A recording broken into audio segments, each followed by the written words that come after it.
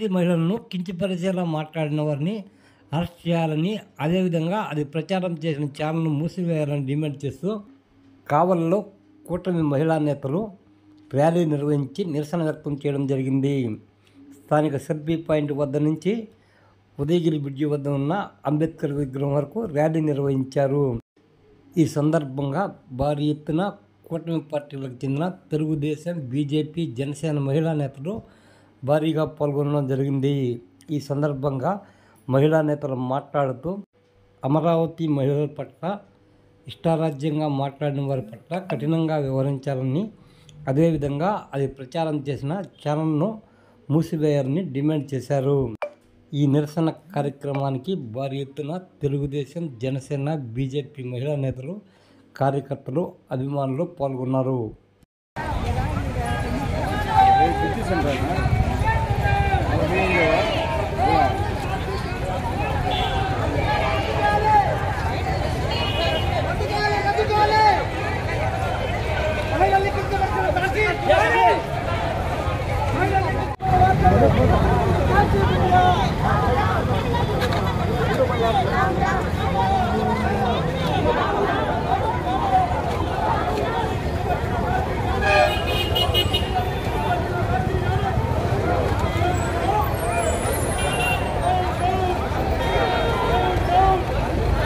ఒక పక్క వైసీపీ పార్టీకి మద్యం కేసుల్లో ఒత్తిళ్లు ఎక్కువైపోయినాయి.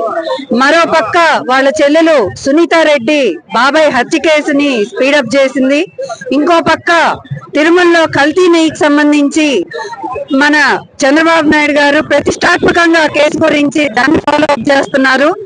ఇన్ని కేసుల్లో ఉక్కిరిబిక్కిరైపోయిన జగన్ రెడ్డికి ఏం చేయాలో అర్థం కాక వాళ్ళ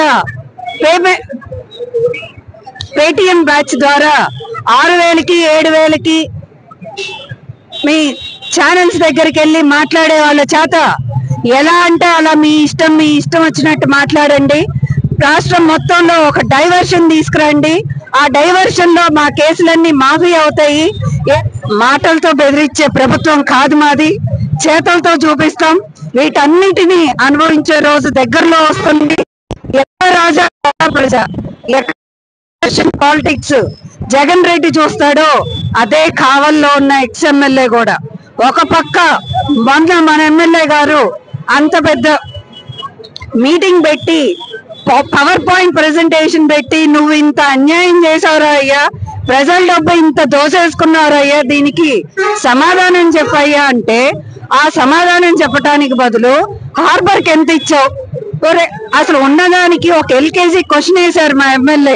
నువ్వు ఒక ఎల్కేజీ క్వశ్చన్ కే నువ్వు సమాధానం చెప్పకపోతే ఫ్యూచర్ లో నిన్ను అడిగే క్వశ్చన్లకి, నీ అవినీతిని బయట పెట్టే వాటికి నువ్వు ఏమి సమాధానం చెప్తావు ప్రతాప్ రెడ్డి?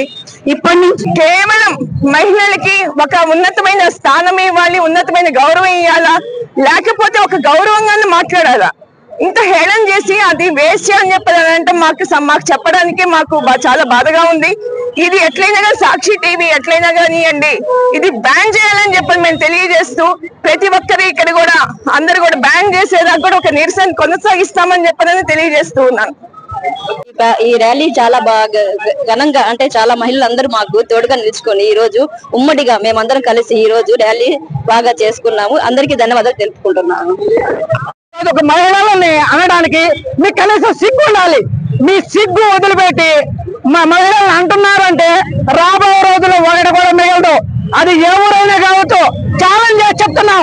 రాబోయే రోజుల్లో మహిళల చేత పక్క ఓటు వేపించుకుంటే మీకు మేము ఛాలెంజ్ చేసి చెప్తున్నాం. మహిళల జోలికి వచ్చిన ఏ గవర్నమెంట్ బాగుపడలేదు, ఏ వ్యక్తులు బాగుపడలేదు. అంతెందుకు